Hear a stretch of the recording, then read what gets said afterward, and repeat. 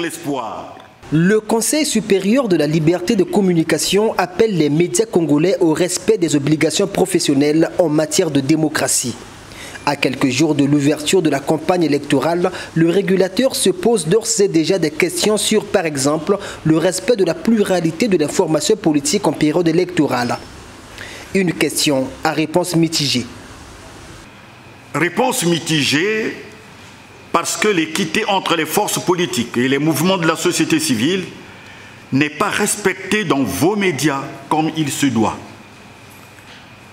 L'observation de l'ambiance préélectorale actuelle nous laisse totalement ahuris devant la pratique du principe d'équité, littéralement battu en brèche dans vos médias. Et nous prenons peur pour ce qui pourrait se passer pendant la période de campagne qui s'ouvre dans quelques jours.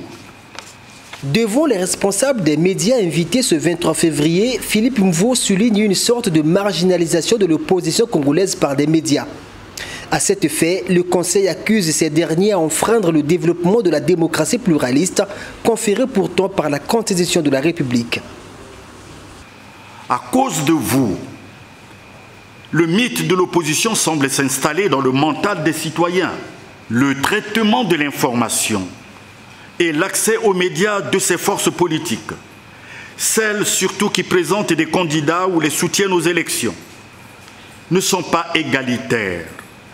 Il s'agit là, mesdames et messieurs les responsables des médias, d'une dérive gravissime qui met à mal la démocratie, notre démocratie.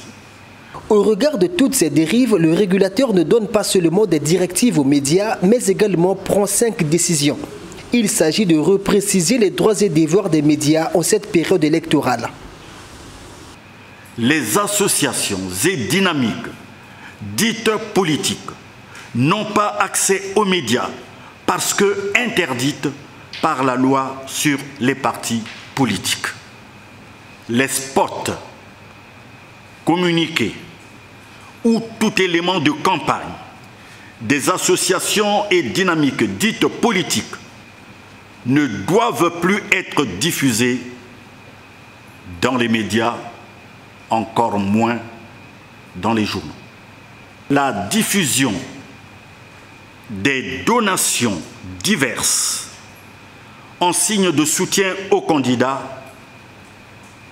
est désormais interdite. Pour matérialiser cette communication, un document réglementant la couverture de l'élection présidentielle de mars 2021 a été donné aux responsables des médias présents à cette rencontre. Ce document contient aussi la liste des médias retenus pour couvrir les activités relatives à cette élection.